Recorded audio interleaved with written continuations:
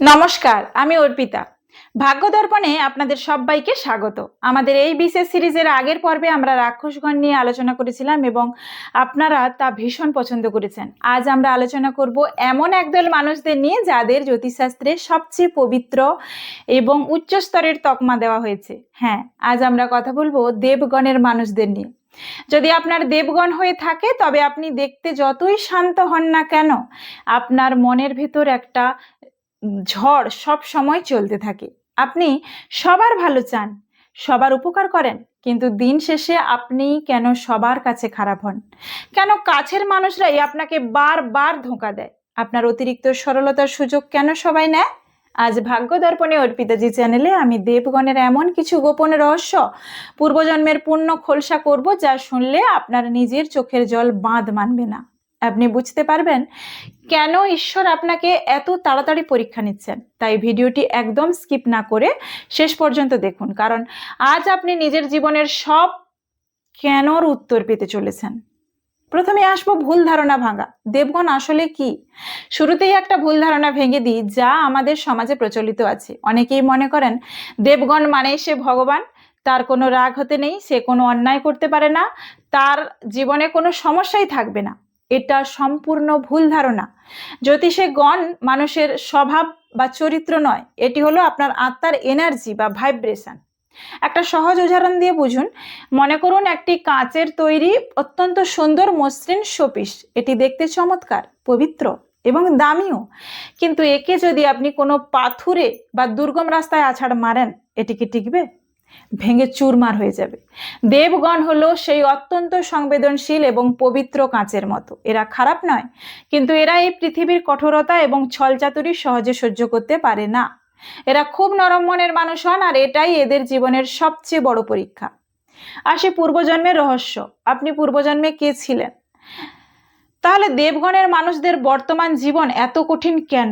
এর উত্তর লুকিয়ে আছে ওনাদেরই পূর্বজন্মে। জ্যোতিষ এবং আধ্যাত্মিক গ্রন্থ অনুযায়ী দেবগণের আত্মারা পূর্বজন্মে সাধারণ কোনো স্তরে ছিলেন না, উচ্চ আধ্যাত্মিক স্তর বা স্বর্গলোক। এই আত্মারা পূর্বজন্মে কোনো উচ্চ ভাইব্রেশন বা স্বর্গলোকের মতো দেবতুল্য জায়গায় জীবন কাটিয়েছেন।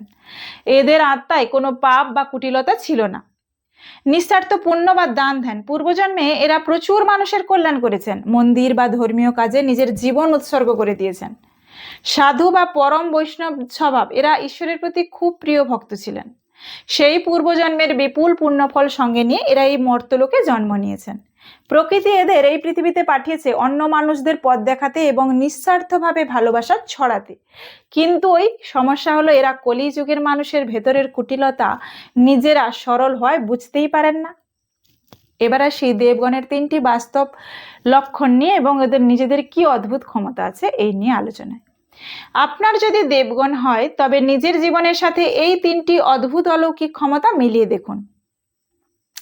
লক্ষণ 1, ক্ষমার অলৌকিক ক্ষমতা, দ্য পাওয়ার অফ ফরগিভনেস।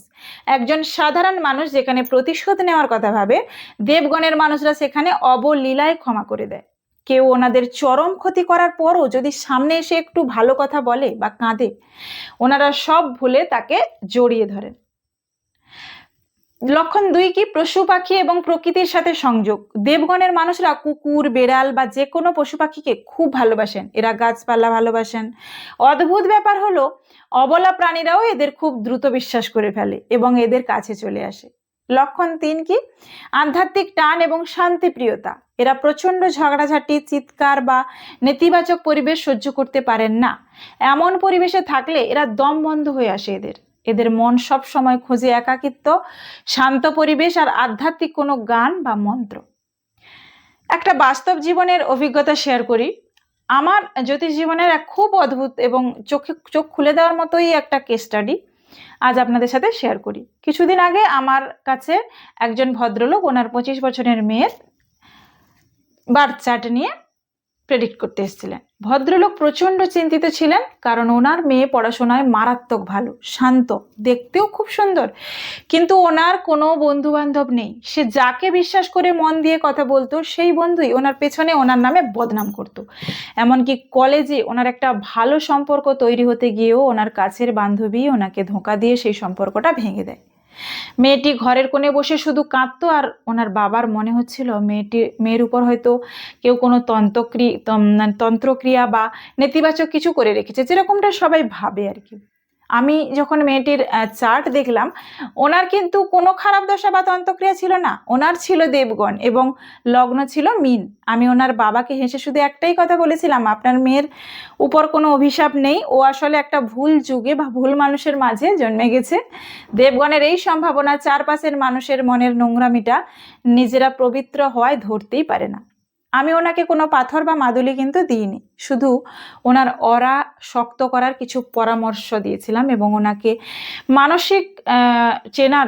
মানুষের মানসিকতা চেনার জন্য কিছু বাস্তব গাইডলাইন দিয়েছিলাম।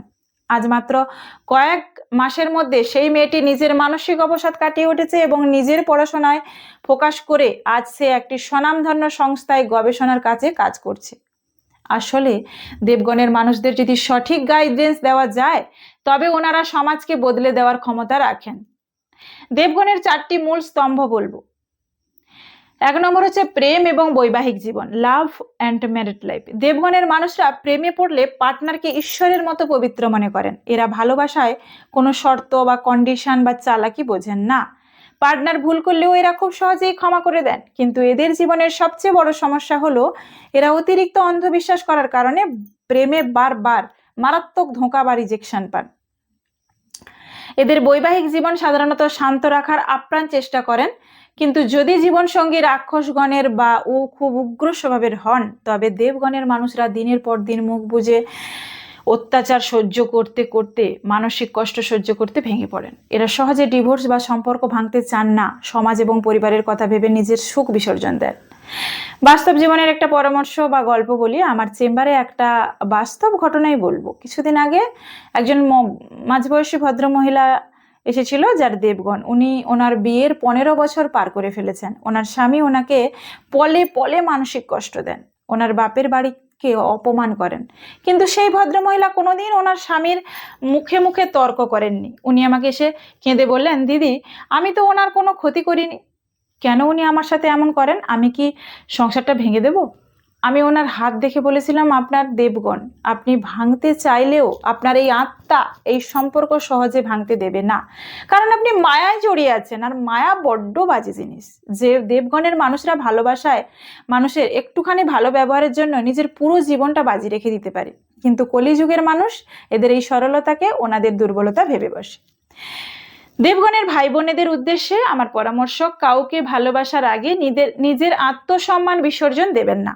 অন্ধভাবে বিশ্বাস করা বন্ধ করুন। কেউ একবার ধোঁকা দিলে তাকে দ্বিতীয়বার সুযোগ দেওয়ার আগে 10 বার ভাবুন। ক্ষমা করা ভালো, কিন্তু নিজের জীবনকে পদাঘাত করতে দেওয়া কিন্তু বোকামি।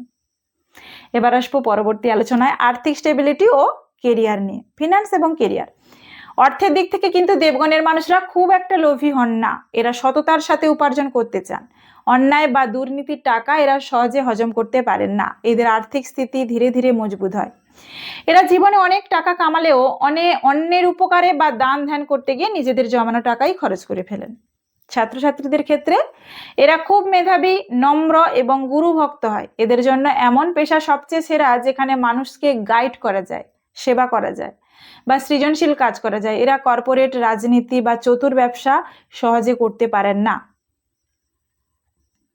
আমার একটা ক্লায়েন্টের কথা মনে পড়ছে, যিনি পেশায় অত্যন্ত সৎ সরকারি অফিসার ছিলেন। ওনার দেবগণ ওনার টেবিলে যখনই কোনো দুর্নীতির টাকা আসতো, উনি ফাইল আটকে দিতেন। এর ফলে ওনার সহকর্মীরাই ওনাকে একা করে দেয় এবং ওনার নামে মাইথস কমপ্লেন করে ওনাকে একটা প্রত্যন্ত গ্রামে ট্রান্সফার করে দেওয়া হয়। ভদ্রলোক প্রচণ্ড ভেঙে পড়ে আমার কাছে এসেছিলেন। আমি ওনাকে বলেছিলাম, ঈশ্বর আপনার সততার পরীক্ষা নিচ্ছেন, আপনি নিজের নীতি বদলাবেন না। আজ 3 বছর পর ওনার সেই সততার জন্যই উনি রাজ্য সরকারের একটি অত্যন্ত সম্মানীয় পুরস্কারও পেয়েছেন এবং যারা ওনার ক্ষতি করতে চেয়েছিল তারা আজ আইনি সমস্যায় ফেঁসে গেছে। দেবগণের আর্থিক উন্নতি একটু দেরিতে আসে, কিন্তু যা আসে তা স্থায়ী হয়। পেশা নিয়ে পরামর্শ দিই। ছাত্রছাত্রী ও যুবকদের উদ্দেশ্যে পরামর্শ, আপনাদের জন্য শিক্ষকতা, প্রফেশন, কাউন্সিলিং, চিকিৎসা ক্ষেত্র মানে ডাক্তার বা নার্স, এনজিও, আধ্যাত্মিক চর্চা, জ্যোতিষ, ক্রিয়েটিভ রাইটিং এবং ব্যাংকিং সেক্টর সবচেয়ে শুভ হবে। কোনো অসৎ উপায়ে বা কাউকে ঠকিয়ে ব্যবসা করতে যাবেন না, কারণ দেবগণের মানুষরা অন্যায় করলে ভগবান শ্রীকৃষ্ণ ওনাদের সঙ্গে সঙ্গে শাস্তি দিয়ে দেন। আসবো স্বাস্থ্য এবং আয়ু নিয়ে আলোচনায়, হেলথ এবং লংজিভিটি। দেবগণের মানুষদের শারীরিক গঠন সাধারণত খুব সুন্দর এবং শান্ত হয়। এদের চেহারায় একটা আলাদা মায়া বা আকর্ষণ থাকে, কিন্তু এদের প্রধান শারীরিক শত্রু হলো ওনাদের নিজেদের মন। এরা বাইরের রাগ বা ক্ষোভ ভেতরে ভেতরে চেপে রাখেন, যার ফলে এদের ডিপ্রেশন, প্রচন্ড অ্যাংজাইটি বা মানসিক উদ্বেগ, মাইগ্রেন বা মাথার যন্ত্রণা এবং থাইরয়েডের সমস্যা খুব বেশি দেখা যায়। এদের ইমিউনিটি বা রোগ প্রতিরোধ ক্ষমতা ভালো হলেও মানসিক কষ্টের কারণে এরা অল্প বয়সেই ফিজিক্যালি দুর্বল বোধ করতে শুরু করেন। ওনাদের আয়ু সাধারণত দীর্ঘ হয়। আমার পরিচিত এক দিদির উদাহরণ দিই, যার দেবগণ। উনি ওনার পরিবারের সবার খেয়াল রাখতেন, কিন্তু নিজের দুঃখের কথা কাউকে বলতেন না। হুট করে ওনার একদিন মারাত্মক প্যানিক অ্যাটাক হয় এবং ওনার থাইরয়েড ধরা পড়ে।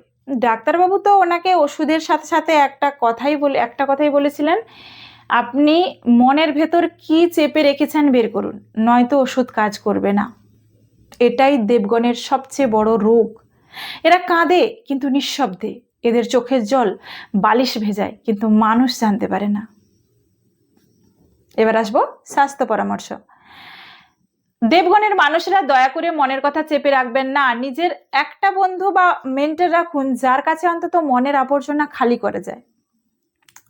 প্রতিদিন সকালে সূর্যদেবকে জল অর্পণ করুন এবং গায়ত্রী মন্ত্র জপ করুন। এটি আপনার মনের শক্তিকে দ্বিগুণ করে দেবে এবং মানসিক অবসাদ দূর করবে। এবার আসি আপনাদের ভ্রমণ যোগ কেমন সেটা নিয়ে। ভ্রমণের ব্যাপারে দেবগণের পছন্দ রাক্ষসগণের থেকে একদম আলাদা হয়। এরা কোনো হইচই বা উগ্র জায়গায় যাওয়ার চেয়ে শান্ত, মনোরম বা আধ্যাত্মিক পরিবেশ বেশি পছন্দ করেন। যেমন নদী, পাহাড় বা কোনো প্রাচীন তীর্থক্ষেত্রে গেলে এদের মন শান্ত হয়। এদের জীবনে ধর্মীয় কারণে বা তীর্থযাত্রার উদ্দেশ্যে প্রচুর ভ্রমণযোগ থাকে। এরা নিজের জন্মস্থানেও সফল হতে পারেন, তবে দূর ভ্রমণের মাধ্যমে এদের মানসিক বিকাশ এবং আধ্যাত্মিক উন্নতি সবচেয়ে বেশি হয়। আমার এক প্রবীণ ক্লায়েন্ট দম্পতি, দুজনেরই দেবগণ। ওনারা সারা জীবন চাকরি করে জমানো টাকা দিয়ে কোনো বিলাসবহুল গাড়ি, ফ্ল্যাট কিনেননি। ওনারা আমাকে এসে বলেছিলেন, মা, আমাদের শুধু এক সপ্তাহের জন্য ঋষিকেশ আর বেনারস ঘুরে আসার একটা ভালো যোগ দেখে দাও, আমাদের তাতেই আনন্দ।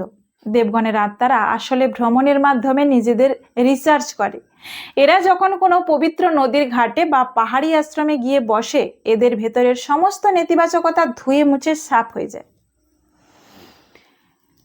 আমার পরামর্শ, যখনই জীবন খুব একঘেয়ে বা কষ্টদায়ক মনে হবে, ঘরের কোণে বসে না থেকে কোনো শান্ত ধর্মীয় স্থান বা প্রকৃতির কোলে 2-3 দিনের জন্য ঘুরে আসুন। আপনার অবচেতন মন বা আত্মা আবার নতুন এনার্জি ফিরে পাবে। এবার আসবো দেবগণের নেতিবাচক দিক এবং তার ঘরোয়া প্রতিকার। সব কিছুরই নেতিবাচক প্রভাব থাকে। যেহেতু দেবগণের আত্মারা খুব সরল হয়, তাই এই কলিযুগে বেঁচে থাকার জন্য এদের কিছু নেতিবাচক দিক বা দুর্বলতা কিন্তু কাটিয়ে উঠতে হবে। যেমন সহজে মানুষকে বিশ্বাস করা, নিজের সীমানা বা বাউন্ডারি তৈরি করতে না পারা এবং মানসিক অবসাদ। এই সমস্যাগুলো দূর করার জন্য 4টি অত্যন্ত শক্তিশালী ঘরোয়া প্রতিকার আপনাদের বলে দিচ্ছি। প্রথমেই নুন জলের প্রতিকার। দেবগণের মানুষরা অন্যের নেতিবাচক শক্তি বা দুঃখ খুব তাড়াতাড়ি নিজের উপর টেনে নেন, তাই রোজ রাতে বাড়ি ফিরে হালকা গরম জলে একটু রক সল্ট মিশিয়ে পা ধুয়ে নিন। এতে আপনার অরা ক্লিন হয়ে যাবে। হনুমান চালিসা পাঠ করুন। যদি মনে খুব দুশ্চিন্তা বা ডিপ্রেশন আসে, তবে রোজ রাতে ঘুমানোর আগে অন্তত একবার হনুমান চালিসা পাঠ করুন। এটি আপনাকে মানসিক কবচ প্রদান করবে। হলুদ রঙের ব্যবহার করুন। দেবগণের অধিপতি বা প্রধান শক্তির কারক হলেন দেবগুরু স্বয়ং বৃহস্পতি। তাই আপনাদের জীবনের পজিটিভিটি বাড়াতে হালকা হলুদ রঙের পোশাক বা রুমাল সাথে অন্তত রাখুন।